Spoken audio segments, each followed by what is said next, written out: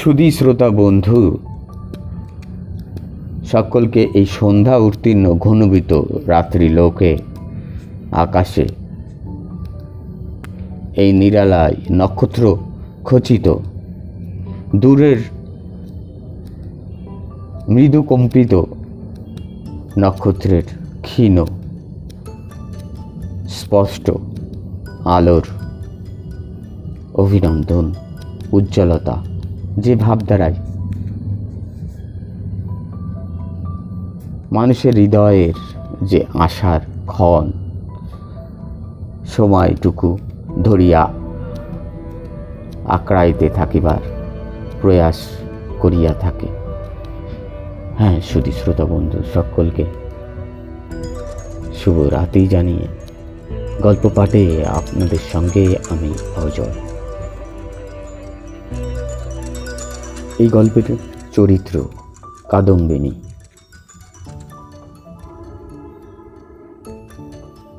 মূল লেখক কবিগুরু নিজেই রবীন্দ্রনাথ ঠাকুর। জীবিত ও মৃত এই গল্পটি কেমন লাগিল? ভালো লাগিয়া থাকিলে লাইক কমেন্ট শেয়ার করিতে ভুলিবেন না যেন, এবং চ্যানেলটিকে সাবস্ক্রিপশন করিতেও ভুলিবেন না। গল্পগুলির নোটিফিকেশান পাইতে আপনার চ্যানেলের নোটিফিকেশান বেল আইকনটিতে অল করিয়া নিতে ভুলিবেন না। বড়দের শ্রদ্ধা বিনীত, ছোটদের স্নেহ শুভেচ্ছা ভালোবাসা জানিয়া প্রয়াস করিতেছি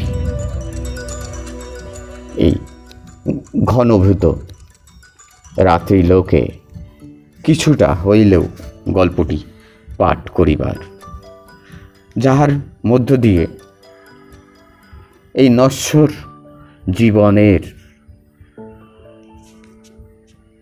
জীবন এবং মরণ, এই আছে এই নাই, এই ভাবটি অন্তত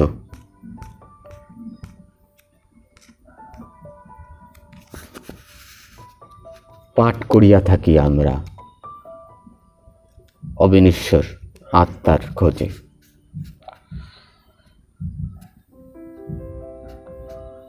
রানীরহাটের জমিদার সারদা শঙ্কর বাবুদের বাড়ির বিধবা বধূটির পিতৃকুলে কেহ ছিল না। সকলেই একে একে মারা গিয়েছে।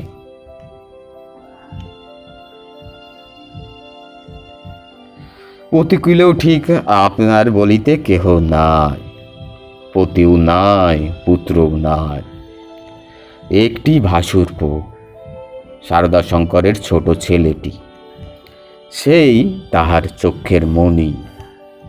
সে জন্মিবার পর তাহার মাতার বহুকাল ধরিয়া শক্ত পীড়া হইয়াছিল। সেই জন্য এই বিধবা কাকি কাদম্বিনী তাহাকে মানুষ করিয়াছে। পরের ছেলে মানুষ করিলে তাহার প্রতি প্রাণের টান আরও যেন বেশি হয়। কারণ আছে, তার উপরে অধিকার থাকে না নিজের সন্তান বলিয়া, তার উপরে কোনো সামাজিক দাবিও থাকে না, কেবল থাকে স্নেহের দাবি। কিন্তু কেবলমাত্রই স্নেহ সমাজের সমক্ষে আপনার দাবি কোনো দলিল অনুসারে সম্প্রমাণ করিতে পারে না এবং চাহেও না। কেবল অনিশ্চিত প্রাণের ধনটিকে দ্বিগুণ ব্যাকুলতার সহিত ভালোবাসে।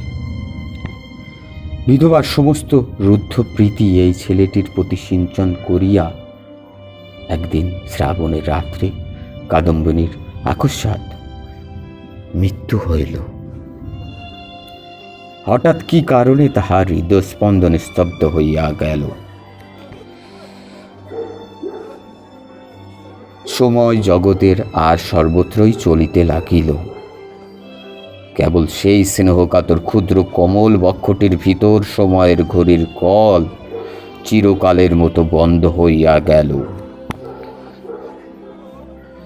পাছে পুলিশের উপদ্রব ঘটে, এই জন্যে অধিক আড়ম্বর না করিয়া জমিদারের 4 জন ব্রাহ্মণ কর্মচারী অনতি বিলম্বে মৃতদেহ দাহ করিতে লইয়া গেল। রানীরহাটের শ্মশান লোকালয় হইতে বহু দূরে।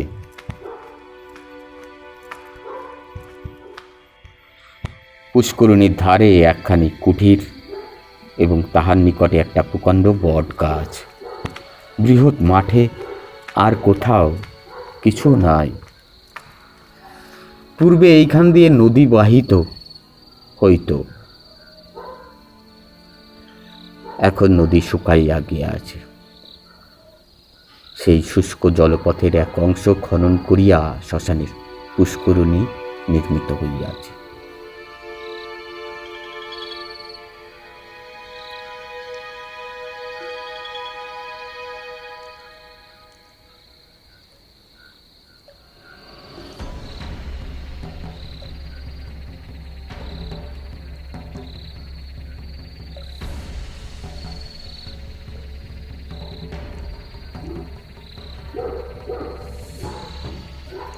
এখানকার লোকেরা এই পুষ্করিণীকেই পুণ্য স্রোতম্বিনীর প্রতিনদী স্বরূপ জ্ঞান করিয়া থাকে। মৃতদেহ কুঠিরের মধ্যে স্থাপন করিয়া চিতার কাঠ আসিবার প্রতীক্ষায় 4 জনে বসিয়া রহিল। সময় এত দীর্ঘ বোধ হইতে লাগিল যে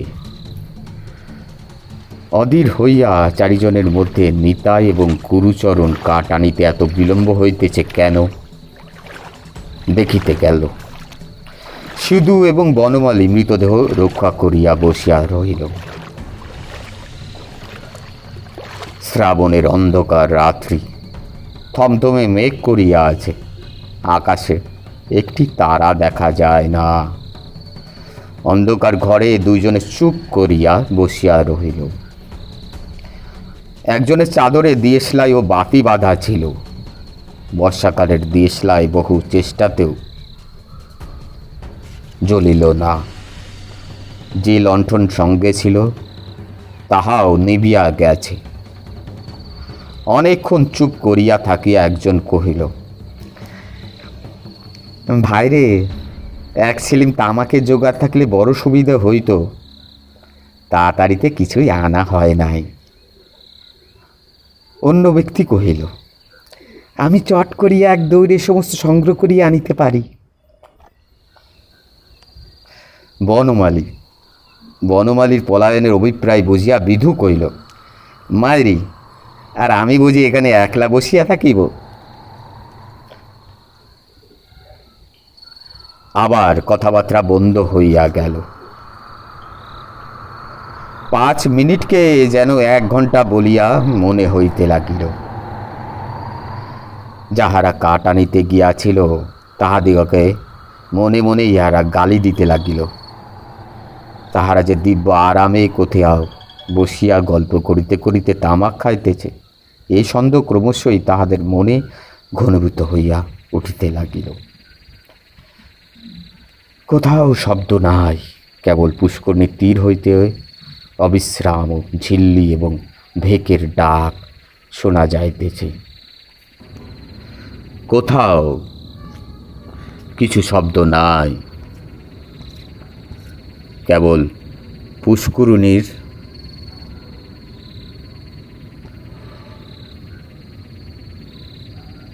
তীর হইতে অবিশ্রাম ঝিল্লি এবং ভেকের ডাক শোনা যাইতেছে।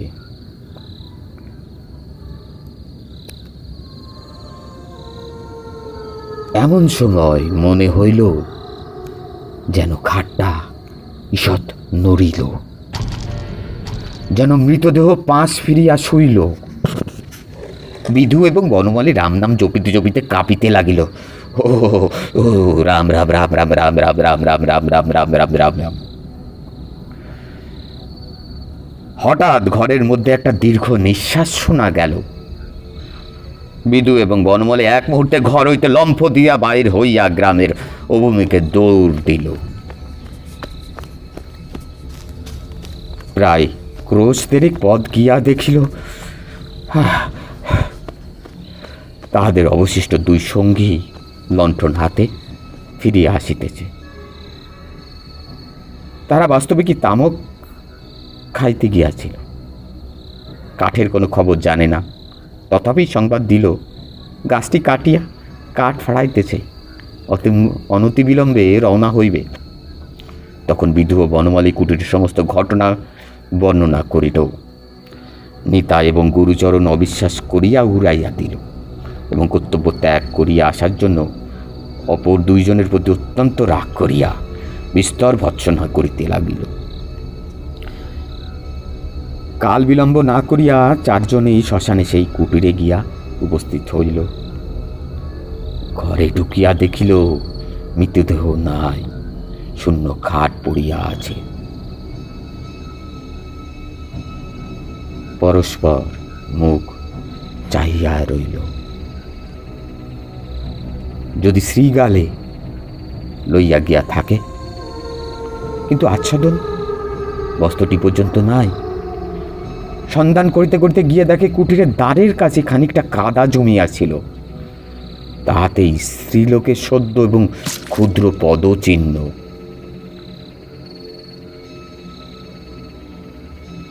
সারদা শঙ্কর সহজ লোক নহেন, তাহাকেই ভূতের গল্প বলিলে হঠাৎ যে কোনো শুভ ফল পাওয়া যাইবে এমন সম্ভাবনা নাই। তখন চারজনে বিস্তর পরামর্শ করিয়া স্থির করিল যে দাহকার্য সমদা হইয়াছে, এইরূপ খবর দেওয়াই ভালো। এইরূপ খবর দেওয়াই ভালো। ভোরের দিকে যাহারা কাঠ লইয়া আসিল, তাহারা সংবাদ পাইল বিলম্ব দেখিয়া পূর্বেই কার্য শেষ করা হইয়াছে। কুটিরের মধ্যে কাষ্ঠ সঞ্চিত ছিল, এ সম্বন্ধে কাহারও সহজে সন্দেহ উপস্থিত হইতে পারে না, কারণ মৃতদেহ এমন কিছু বহুমূল্য সম্পত্তি নহে যে কেউ ফাঁকি দিয়া চুরি করিয়া লইয়া যাইবে।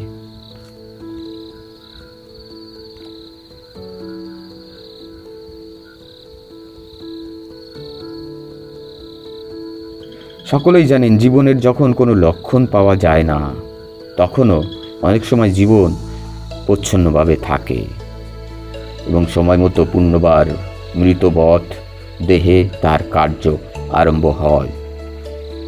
কাদম্বিনী মরে নাই, হঠাৎ কি কারণে তাহার জীবনের ক্রিয়া বন্ধ হইয়া গিয়াছিল। যখন সে সচেতন হইয়া উঠিল, দেখিল চতুর্দিকে নিবিড় অন্ধকার। চিরভাস মতো যেখানে শয়ন করিয়া থাকে, মনে হইল এটা সেই জায়গা নহে। একবার ডাকিল, দিদি দিদি। অন্ধকার ঘরে কেহ সাড়া দিল না।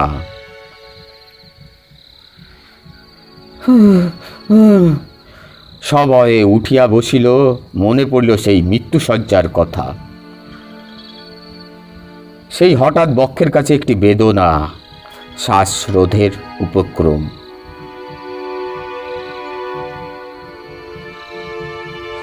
তাহার বড় যা ঘরের কোণে বসিয়া একটি অগ্নিকুণ্ডের উপরে খোকার জন্য দুধ গরম করিতেছে। কাদম্বিনী আর দাঁড়াইতে না পারিয়া বিছানার উপর আছাড় খাইয়া পড়িল। রুদ্ধকণ্ঠে কহিল, দিদি দিদি, একবার খোকাকে আনিয়া দাও, আমার প্রাণ কেমন করিতেছে। তাহার পর সমস্ত কালো হইয়া আসিল, যেন একটি লেখা খাতার উপরে দোয়াচ্ছুদ্ধ কালি গড়াইয়া পড়িল। কাদম্বরীর সমস্ত স্মৃতি এবং চেতনা, বিশ্বগ্রন্থের সমস্ত অক্ষর এক মুহূর্তে একাকার হইয়া গেল।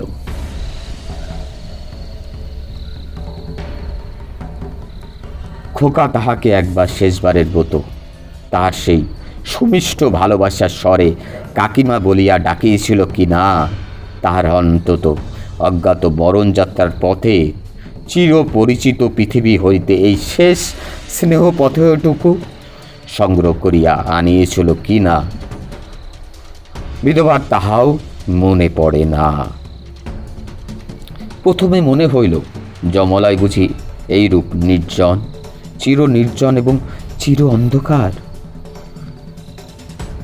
সেখানে কিছুই দেখবার নাই, কাজ করিবার নাই, কেবল চিরকাল এইরূপ জাগিয়া উঠিয়া বসিয়া থাকিতে হইবে।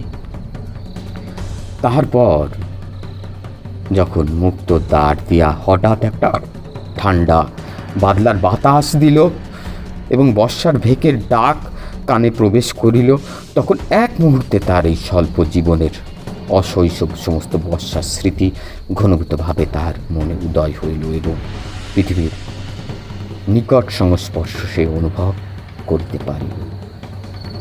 একবার বিদ্যুৎ চমকাইয়া উঠিল। সম্মুখে পুষ্করিণী, বটগাছ, বৃহৎ মাঠ এবং সুদূর তরুশ্রেণী এক পলকে চোখে পড়িল। মনে পড়িল মাঝে মাঝে পুণ্যতিথিতে এই পুষ্করিণীতে আসিয়া স্নান করিয়াছে কাদম্বিনী, এবং মনে পড়িল সেই সময় এই শ্মশানে মৃতদেহ দেখিয়া, মৃত্যুকে দেখিয়া কি ভয়ানক মনে না হইত। প্রথমে মনে হইল বাড়ি ফিরিয়া যাইতে হইবে, কিন্তু তখনই ভাবিল আমি তো বাঁচিয়া নাই, আমার বাড়িতে লইবে কেন? সেখানে যে অমঙ্গল হইবে। জীবরাজ্য হইতে আমি যে নির্বাসিত হইয়া আসিয়াছি, আমি যে আমার প্রেতাত্মা, তাই যদি না হইবে তবে সে এই অর্ধরাতে সারদা শঙ্করের সুরক্ষিত অন্তঃপুর হইতে এই দুর্গম শ্মশানে আসিল কেমন করিয়া?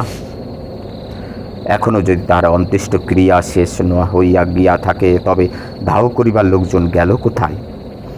সারদা শঙ্করের আলোকিত গৃহে তার মৃত্যুর শেষ মুহূর্ত মনে পড়িল।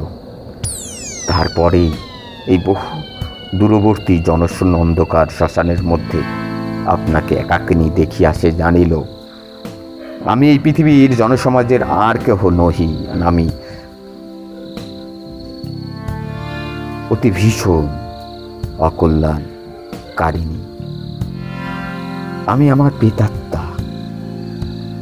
এই কথা মনে উদয় হইবার মাত্রই তাহার মনে হইল তার চতুর্দিক হইতে বিশ্ব নিয়মের সমস্ত বন্ধন যেন ছিন্ন হইয়া গিয়াছে, যেন তাহার উত্তুক্ত শক্তি, অসীম স্বাধীনতা, যেখানে ইচ্ছা যাইতে পারে, যাহা ইচ্ছা করিতে পারে। এই অভূতপূর্ব নতুন ভাবের আবির্ভাবে সে উন্মত্তের মতো হঠাৎ একটা দমকা বাতাসের মতো ঘর হইতে বাহির হইয়া অন্ধকার শ্মশানের উপর দিয়া চলিল। মনে লজ্জা ভয় ভাবনা লেশ মাত্র রহিল না। চলিতে চলিতে চরণ শ্রান্ত, দেহ দুর্বল হইয়া আসিতে লাগিল। মাঠের পর মাঠ আর শেষ হয় না। মাঝে মাঝে ধান্য ক্ষেত্র, কোথাও বা এক হাঁটু জল দাঁড়াইয়া আছে। যখন ভোরের আলো আর অল্প অল্প দেখা দিয়েছে, তখন অদূরে লোকালয়ে বাঁশঝাড় হইতে দুটো একটা পাখির ডাক শোনা গেল।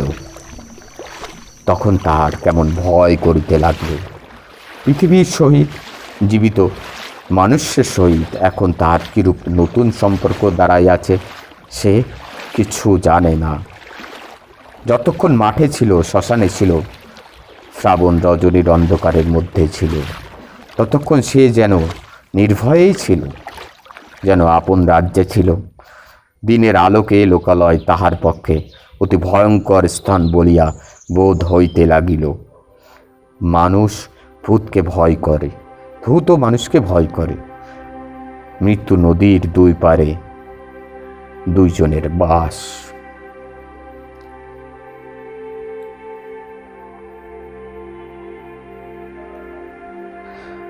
কাপড়ে কাদা মাখিয়া অদ্ভুত ভাবের বসে ও রাত্রি জাগরণে পাগলের মতো হইয়া কাদম্বরীর যেরূপ চেহারা হইয়াছিল, তাহাতে মানুষ তাহাকে দেখিবা ভয় পাইতে পারিত এবং ছেলেরা বোধ হয় দূরে পালাইয়া গিয়া তাহাকে ঢেলা মারিত। সৌভাগ্যক্রমে একটি পথিক ভদ্রলোক তাহাকে সর্বপ্রথমে এই অবস্থায় দেখিতে পায়। সে আসিয়া কহিল, মা, তোমাকে ভদ্র কুলবধূ বলিয়া বোধ হইতেছে। তুমি এই অবস্থায় একলা পথে কোথায় চলিয়াছ? কাদম্বিনী প্রথমে কোনো উত্তর না দিয়ে তাকাইয়া রহিল কেবল। হঠাৎ কিছুই ভাবিয়া পাইল না। সে যে সংসারের মধ্যে আছে, তাহাকে যে ভদ্রকুলবধূর মতো দেখাইতেছে, গ্রামের পথের পথিক তাহাকে যে প্রশ্ন জিজ্ঞাসা করিতেছে, এই সমস্তই তাহার কাছে অভাবনীয় বলিয়া বোধ হইল। পথিক তাহাকে পুনশ্চ কহিল, চলো মা, আমি তোমাকে ঘরে পৌঁছাইয়া দিই। তোমার বাড়ি কোথায় আমাকে বলো। কাদম্বিনী চিন্তা করিতে লাগিল। শ্বশুর বাড়ি ফিরিবার কথা মনে স্থান দেওয়া যায় না। বাপের বাড়ি তো নাই। তখন ছেলেবেলার সইকে মনে পড়িল। সই যোগমায়ার সহিত যদিও ছেলেবেলা হইতেই বিচ্ছেদ, তথাপি মাঝে মাঝে চিঠিপত্র চলে। এক এক সময় রীতিমতো ভালোবাসার লড়াই চলিতে থাকে। কাদম্বিনী জানাইতে চাহে ভালোবাসা তাহার দিকেই প্রবল। যোগমায়া জানাইতে চাহে কাদম্বিনী তাহার ভালোবাসার উপযুক্ত প্রতিদান দেয় না। কোনো সুযোগে একবার উভয়ে মিলন হইতে পারিলে যে একদণ্ড কেহ কাহাকে চোখের আড়াল করিতে পারিবে না, এ বিষয়ে কোনো পক্ষেরই কোনো সন্দেহ ছিল না। কাদম্বিনী ভদ্রলোককে কহিল, নিশিন্দাপুরে শ্রীপতি চরণবাবুর বাড়ি যাইব। পথিক কলিকাতায় যাইতেছিল। নিশিন্দাপুর যদিও নিকটবর্তী নহে, তথাপি তার গম্য পথেই পড়ে। তিনি স্বয়ং বন্দোবস্ত করিয়া কাদম্বিনীকে শ্রীপতি চরণবাবুর বাড়ি পৌঁছাইয়া দিলেন। দুই সইয়ে মিলন হইল। প্রথমে চিনিতে একটু বিলম্ব হইয়াছিল, তারপরে বাল্য সাদৃশ্য উভয়ের চক্ষে ক্রমশই পরিস্ফুটিত হইয়া উঠিল। যোগমায়া কহিল, ও মা, আমার কি ভাগ্য! তোমার যে দর্শন পাইব এমন তো আমার মনেই ছিল না। কিন্তু ভাই, তুমি কি করিয়া আসিলে? তোমার শ্বশুর বাড়ির লোকেরা যে তোমাকে ছাড়িয়া দিল। কাদম্বিনী চুপ করিয়া রহিল। অবশেষে কহিল, ভাই, শ্বশুর বাড়ির কথা আমাকে জিজ্ঞাসা করিও না। আমাকে দাসীর মতো বাড়ির এক প্রান্তে স্থান দিও, আমি তোমাদের কাজ করিয়া দিব। যোগমায়া কহিল, ও মা, সে কি কথা? দাসীর মতো থাকিবে কেন? তুমি আমার সই, তুমি আমার ইত্যাদি। এমন সময় শ্রীপতি ঘরে প্রবেশ করিল। কাদম্বিনী খানিকক্ষণ তার মুখের দিকে তাকিয়া ধীরে ধীরে ঘর হইতে বাহির হইয়া গেল। মাথায় কাপড় দেওয়া বা কোনো রূপে সংকোচ বা সম্ভ্রমের লক্ষণ দেখা গেল না। পাছে তার সইয়ের বিরুদ্ধে শ্রীপতি কিছু মনে করে, সেই জন্য ব্যস্ত হইয়া যোগমায়া নানা রূপে তাকে বুঝাইতে আরম্ভ করিল। কিন্তু এতই অল্প বুঝাইতে হইল এবং শ্রীপতি এত সহজে যোগমায়ের সমস্ত প্রস্তাবে অনুমোদন করিল যে যোগমায়া মনে মনে বিশেষ সন্তুষ্ট হইল না। কাদম্বিনী সইয়ের বাড়িতে আসিল, কিন্তু সইয়ের সহিত মিশিতে পারিল না। মাঝে মৃত্যুর ব্যবধান। আত্মসম্বন্ধে সর্বদা একটা সন্দেহ এবং চেতনা থাকিলে পরের সঙ্গে মেশা যায় না। কাদম্বিনী যোগমায়ার মুখের দিকে চায় এবং কি যেন ভাবে। মনে করে স্বামী এবং ঘরকন্যা লইয়া ও যেন বহুদূরে আর এক জগতে আছে। স্নেহ, মমতা এবং সমস্ত কর্তব্য লইয়া ও যেন পৃথিবীর লোক, আর আমি যেন শূন্য ছায়া। ও যেন অস্তিত্বের দেশে, আর আমি যেন অনন্তের মধ্যে। যোগমায়ারও কেমন করিতে লাগিল মন। কিছুই বুঝিতে পারিল না। স্ত্রীলোক রহস্য সহ্য করিতে পারে না, কারণ অনিশ্চিতকে লইয়া কবিত্ব করা যায়, বীরত্বকে লইয়া কবিত্ব করা যায়, পাণ্ডিত্য করা যায়, কিন্তু ঘরকন্যা করা যায় না। এই জন্য স্ত্রীলোক যেটা বুঝিতে পারে না, হয় সেটার অস্তিত্ব বিলোপ করিয়া তাহার সহিত কোনো সম্পর্ক রাখে না, নয় তাহাকে সহস্তে নতুন মূর্তি দিয়া নিজের ব্যবহারযোগ্য একটি সামগ্রী গড়িয়া তোলে। যদি দুইয়ের কোনোটাই না পারে তবে তাহার উপর ভারী রাগ করিতে থাকে।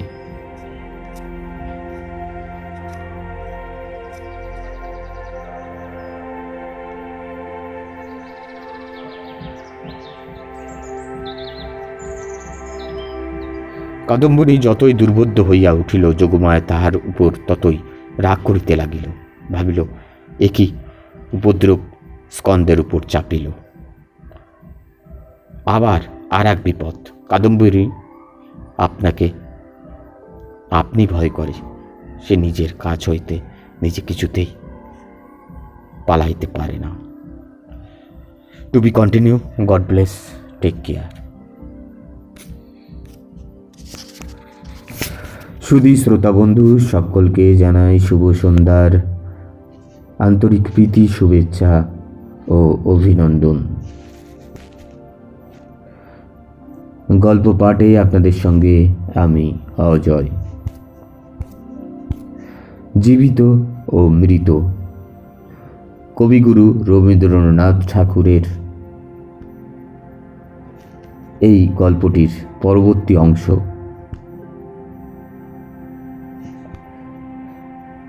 গল্পটির মূল চরিত্র কাদম্বরীর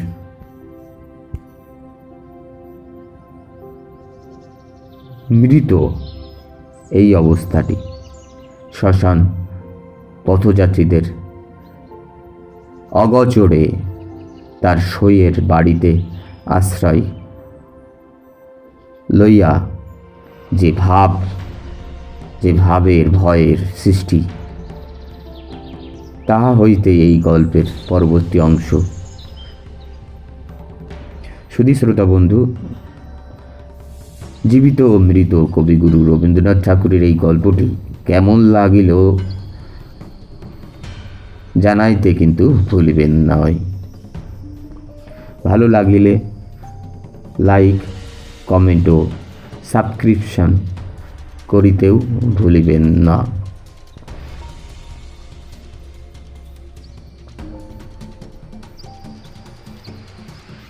চ্যানেলটি সাবস্ক্রিপশন এবং গল্পগুলির নোটিফিকেশান যথাযথ পেতে আপনার চ্যানেলের নোটিফিকেশান বেল আইকনটিতে অল করিয়া নিতে ভুলিবেন না।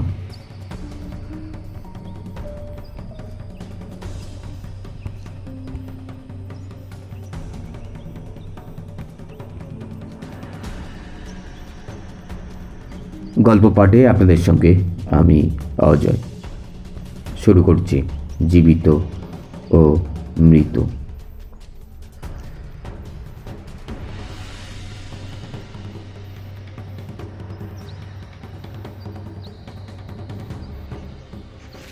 আবার আর এক বিপদ।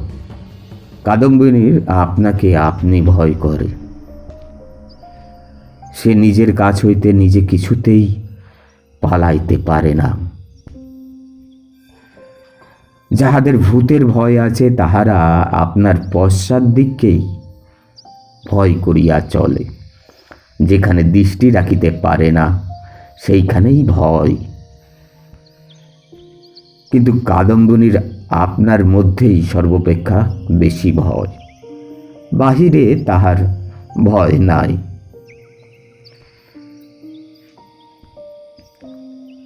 এই জন্য বিজন দ্বিপ্রহরে সে একা ঘরে এক একদিন চিৎকার করিয়া উঠিত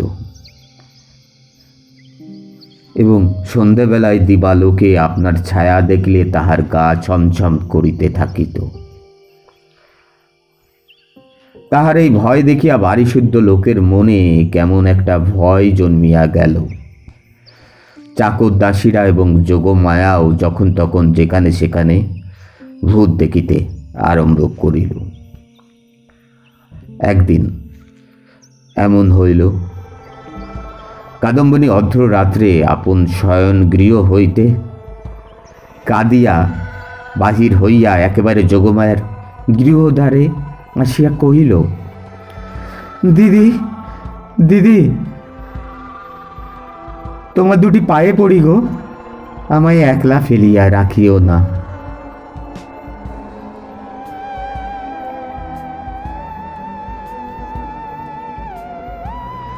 যোগমায়া যেমন ভয়ও পাইল তেমনি রাগও হইল। ইচ্ছা করিল তদ্দণ্ডেই কাদম্বরীকে দূর করিয়া দেয়। দয়া পরবশ শ্রীপতি অনেক চেষ্টায় তাহাকে ঠান্ডা করিয়া পার্শ্ববর্তী গৃহে স্থান দিল।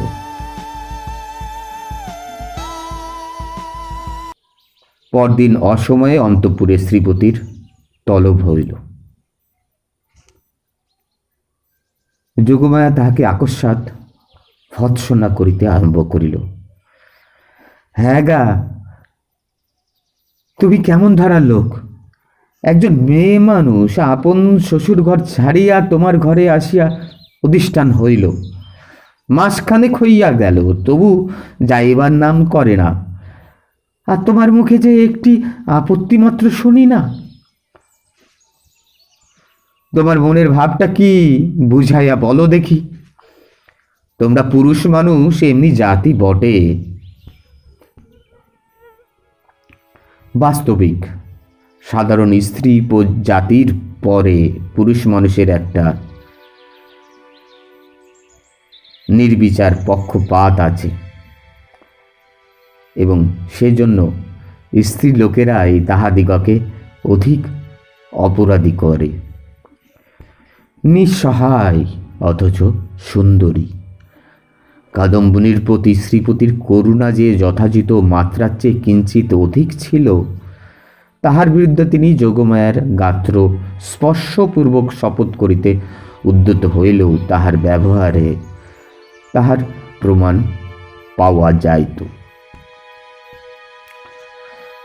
তিনি মনে করিতেন নিশ্চয়ই শ্বশুরবাড়ির লোকেরা এই পুত্রহীনা বিধবার প্রতি অন্যায় অত্যাচার করিত, তাই নিতান্ত সহ্য করিতে না পারিয়া পলাইয়া কাদম্বিনী আমার আশ্রয় লইয়াছে। যখন ইহার বাপ মা কেহই নাই, তখন আমি ইহাকে কি করিয়া ত্যাগ করিব?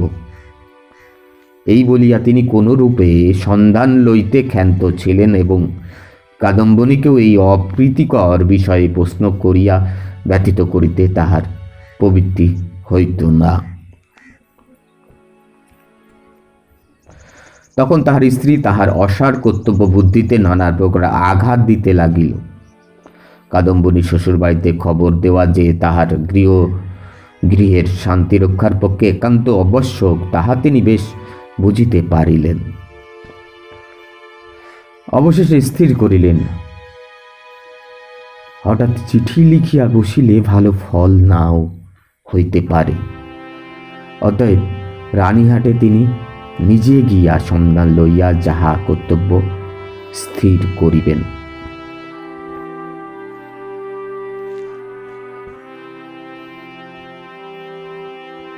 শ্রীপতি তো গেলেন। এদিকে যোগমায়া আসিয়া কাদম্বিনীকে কহিল, সই, এখানে তোমার আর থাকা ভালো দেখাইতেছে না। লোকে কি বলিবে? কাদম্বিনী গম্ভীর ভাবে যোগমায়ার মুখের দিকে তাকাইয়া কহিল, লোকের সঙ্গে আমার সম্পর্ক কি? যোগমায়া কথা শুনিয়া অবাক হইয়া গেল, কিঞ্চিত রাগিয়া কহিল, তোমার না থাকে আমাদের তো আছে। আমরা পরের ঘরের বধূকে কি বলিয়া আটক করিয়া রাখিব? কাদম্বিনী কহিল, আমার শ্বশুরঘর কোথায়? যোগমায়া ভাবিল, আমরণ পড়া কোপালি বলে কি? কাদম্বিনী ধীরে, অতি ধীরে কহিল, আমি কি তোমাদের কেহ? আমি কি এ পৃথিবীর? তোমরা হাসিতেছ, কাঁদিতেছ, ভালোবাসিতেছ, সবাই আপন আপন লইয়া আছো, আমি তো কেবল চাহিয়া আছি। তোমরা মানুষ আর আমি ছায়া। বুঝিতে পারি না ভগবান আমাকে তোমাদের এই সংসারের মাঝখানে কেন রাখিয়াছেন? তোমরাও ভয় করো পাছে তোমাদের হাসি খেলার মধ্যে আমি অমঙ্গল আনি। আমিও বুঝিয়া উঠিতে পারি না তোমাদের সঙ্গে আমার কি সম্পর্ক, কিন্তু ঈশ্বর যখন আমাদের জন্য আর কোনো স্থান গড়িয়া রাখেন নাই, তখন কাজে কাজেই বন্ধন ছিঁড়িয়া যায়, তবু তোমাদের কাছেই ঘুরিয়া ঘুরিয়া বেড়ায়।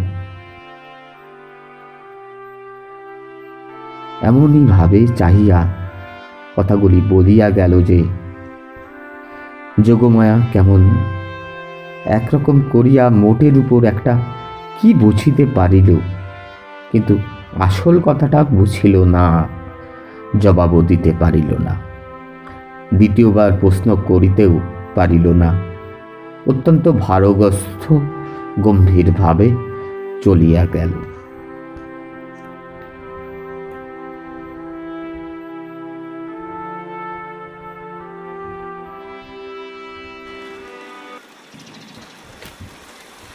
রাত্রি প্রায় তখন 10টা। তখন শ্রীপতি রানীহাট হইতে ফিরিয়া আসিলেন। মুষলধারে বৃষ্টিতে পৃথিবী ভাসিয়া যাইতেছে। ক্রমাগতই তাহার ঝড়ো ঝড়ো শব্দে মনে হইতেছে বৃষ্টির শেষ নাই, আজ রাত্রিরও শেষ নাই। যোগমায়া জিজ্ঞাসা করিল, কি হইল? শ্রীপতি কহিল, সে অনেক কথা, পরে হইবে বলিয়া কাপড় ছাড়িয়া আহার করিলেন এবং তামাক খাইয়া শুইতে গেলেন। ভাবটা অত্যন্ত চিন্তিত। যোগমায়া অনেকক্ষণ কৌতূহল দমন করিয়াছিলেন। শয্যায় প্রবেশ করিয়া জিজ্ঞাসা করিলেন, কি শুনিলে বলো? শ্রীপতি কহিলেন, নিশ্চয়ই তুমি একটা ভুল করিয়াছ। শুনিবা মাত্র যোগমায়া মনেই সৎ রাগ করিলেন। ভুল মেয়েরা কখনোই করে না, যদি বা করে কোনো সুবুদ্ধি পুরুষের সেটা উল্লেখ করা কর্তব্য হয় না। নিজের ঘাড় পাতিয়া লইয়াই সুযুক্তি। যোগমায়া কিঞ্চিত উষ্ণভাবে কহিলেন, কিরকম শুনি? শ্রীপতি কহিলেন, যে স্ত্রীলোকটিকে তোমার ঘরে স্থান দিয়াছ সে তোমার সই কাদম্বিনী নহে। এমনতর কথা শুনিলে সহজেই রাগ হইতে পারে, বিশেষত নিজের স্বামীর মুখে শুনিলে তো কথাই নাই। যোগমায়া কহিলেন, আমার সইকে আমি চিনি না, তোমার কাছ হইতে চিনিয়া লইতে হইবে। কি কথা শ্রীপতি বুঝাইলেন। স্থলে কথা শ্রী লইয়া কোনরূপ তর্ক হইতেছে না, প্রমাণ দেখিতে হইবে। যোগমায়া সই কাদম্বিনী যে মারা গিয়াছে তাহাতে কোনো সন্দেহ নাই। যোগমায়া কহিলেন, ওই শোনো, তুমি নিশ্চয়ই একটা গোল পাকাইয়া আসিয়াছ। কোথায় যাইতে কোথায় গিয়াছ, কি শুনিতে কি শুনিয়াছ তার ঠিক নাই। তোমাকে নিজে যাইতে কে বলিল? একখানা চিঠি লিখা দিলে এই সমস্ত পরিষ্কার হইত। নিজের কর্মপটুতার প্রতি স্ত্রীর এইরূপ বিশ্বাসের অভাবে শ্রীপতি অত্যন্ত ক্ষুণ্ণ হইয়া বিস্তারিতভাবে সমস্ত প্রমাণ প্রয়োগ করিতে লাগিলেন, কিন্তু কোনো ফল হইল না। উভয় পক্ষে হ্যাঁ না করিতে করিতে রাত্রি দ্বিপ্রহর হইয়া গেল। যদিও কাদম্বিনীকে এই দণ্ডেই গৃহ হইতে বহিষ্কৃত করিয়া দেওয়া সম্বন্ধে স্বামী ও স্ত্রী কাহারও মতভেদ ছিল না, কারণ শ্রীপতি বিশ্বাস তাহার অতিথি ছদ্ম পরিচয়ে তাহার স্ত্রীকে এতদিন প্রতারণা করিয়াছে, এবং যোগমায়ার বিশ্বাস সে কুল ত্যাগিনী। তথাপি উপস্থিত তর্কটা সম্বন্ধে উভয়ের কেহই হার মানিতে চাহেন না।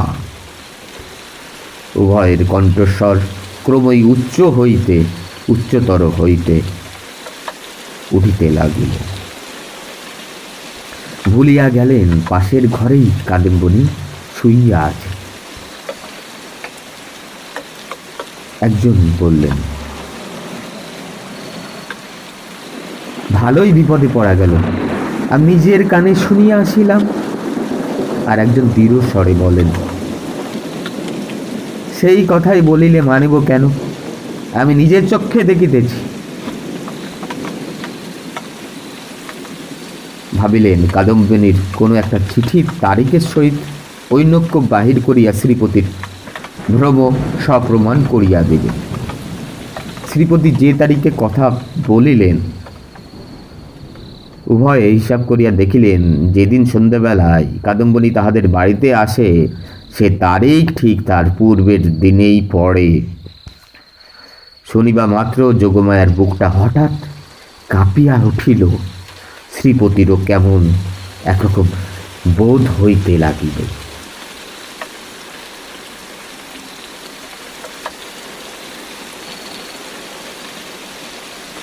এই সময়ে তাহাদের ঘরের দ্বার খুলিয়া গেল।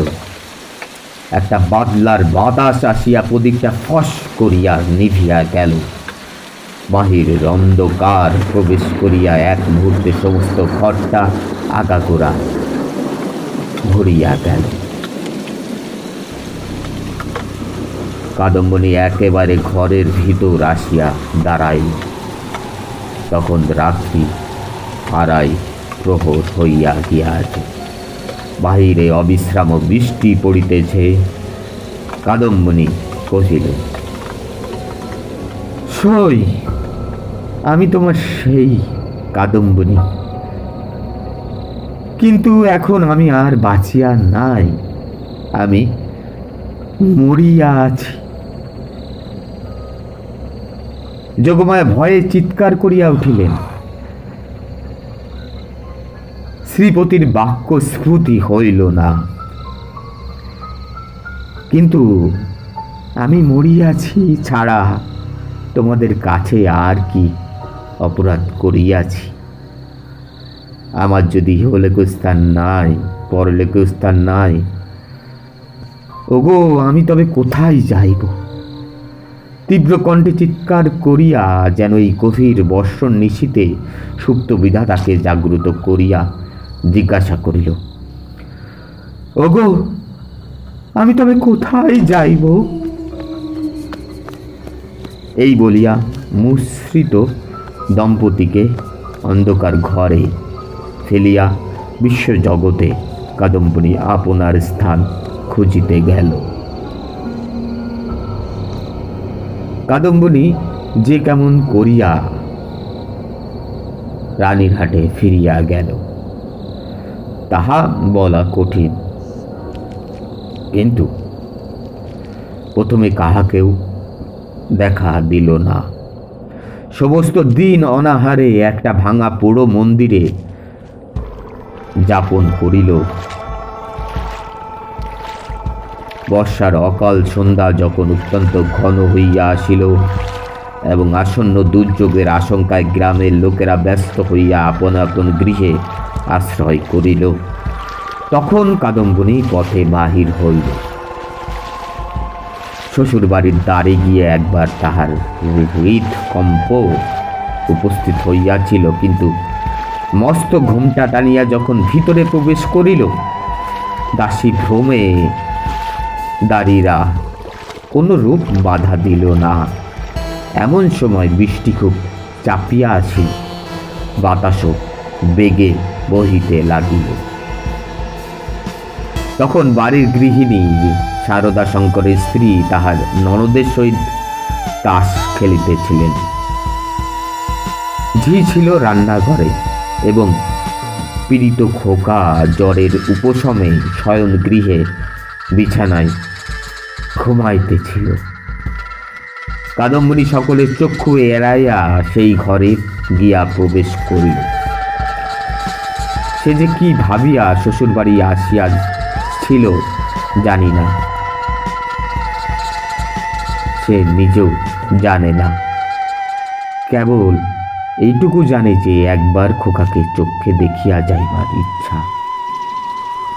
তারপর কোথায় যাইবে, কি হইবে, সে কথা সে ভাবে নাই। দীপালোকে দেখিল রুগ্ন শীর্ণ খোকা হাত মুঠা করিয়া ঘুমাইয়া আছে।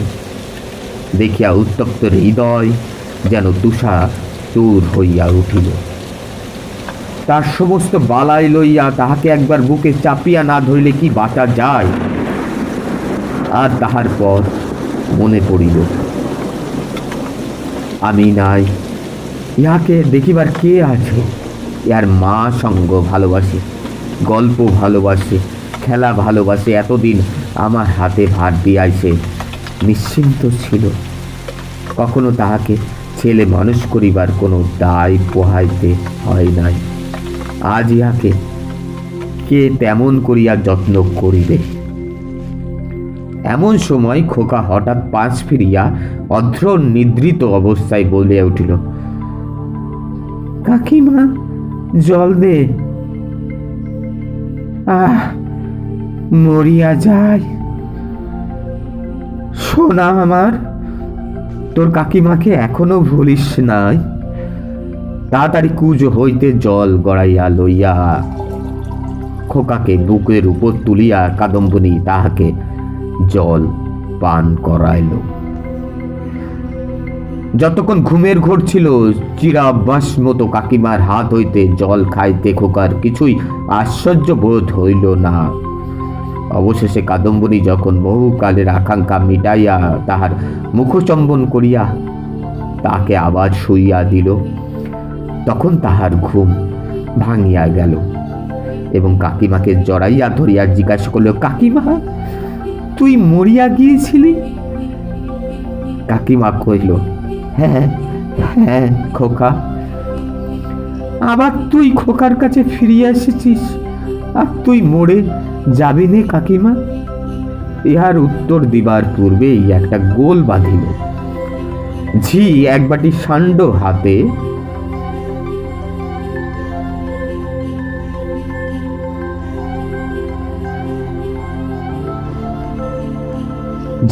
একবাটি সাগু হাতে করিয়া ঘরে প্রবেশ করিয়াছিল। হঠাৎ বাটি ফেলিয়া মা গো বলিয়া আছাড় খাইয়া পড়িয়া গেল। চিৎকার শুনিয়া তাস ফেলিয়া গিন্নি ছুটিয়া আসিলেন। ঘরে ঢুকিতেই তিনি একেবারে কাঠের মতো হইয়া গেলেন। পলাইতেও পারিলেন না, মুখ দিয়ে একটা কথাও সরিল না। এই সকল ব্যাপার দেখিয়া খোকারও মনে ভয়ের সঞ্চার হইয়া উঠিল। সে কাঁদিয়া বলিয়া উঠিল, কাকিমা, তুই যা। কাদম্বিনী অনেক দিন পরে আজ অনুভব করিয়াছে যে সে মরে নাই। সেই পুরাতন ঘরদার, সেই সমস্ত, সেই খোকা, সেই স্নেহ তার পক্ষে সমান জীবন্ত ভাবেই আছে। মধ্যে কোনো বিচ্ছেদ, কোনো ব্যবধান জন্মায় নাই। সইয়ের বাড়ি গিয়া অনুভব করিয়াছিল বাল্যকালের সেই সই মরিয়া গিয়াছে।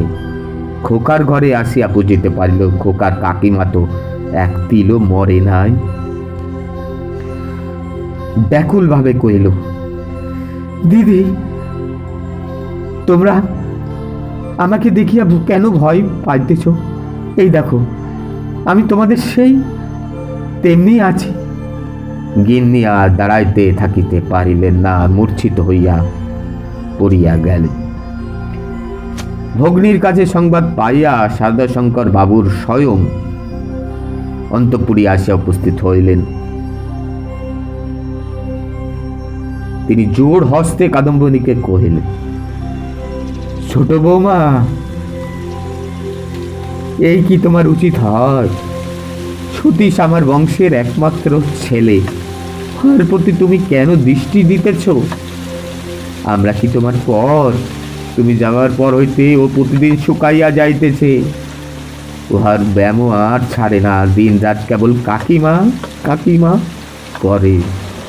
যখন সংসার হইতে বিদায় লইয়াছ তখন এই মায়াবন্ধন ছিঁড়িয়া যাও। আমরা তোমার যথাযথ সৎকার করিব। তখন কাদম্বিনী আর সহিতে পারিল, তীব্র কণ্ঠে বলে উঠল, ও গো, আমি মরি নাই গো, মরি নাই।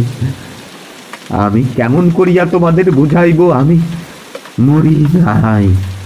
এই দেখো আমি বাঁচিয়া আছি। বলিয়া কাঁসার বাটিটা ভূমি হইতে তুলিয়া কপালে আঘাত করিতে লাগিল। কপাল ফাটিয়া রক্ত বাহির হইতে লাগিল। তখন বলিল, এই দেখো আমি বাঁচিয়া আছি, এই দেখো আমি বাঁচিয়া। সারদা শঙ্কর মূর্তির মতো দাঁড়াইয়া রইলেন। খোকা ভয়ে বাবাকে ডাকিতে লাগিল, বাবা, বাবা, বাবা। দুই মূর্ছিতা রমণী মাটিতে পড়িয়া রহিল। তখন কাদম্বিনী, ওগো, আমি মরি নাই গো, মরি নাই গো, মরি নাই বলিয়া চিৎকার করিয়া ঘর হইতে বাহির হইয়া সিঁড়ি বাহিয়া নামিয়া অন্তঃপুরের পুষ্করণীর জলের মধ্যে গিয়া পড়িল। সারদা শঙ্কর উপরের ঘর হইতে শুনিতে পাইলেন ধপাস করিয়া একটা শব্দ হইল। সমস্ত রাত্রি বৃষ্টি পড়িতে লাগিল। তারপর দিন সকালেও বৃষ্টি পড়িতেছে, মধ্যাহ্নেও বৃষ্টির বিরাম নাই।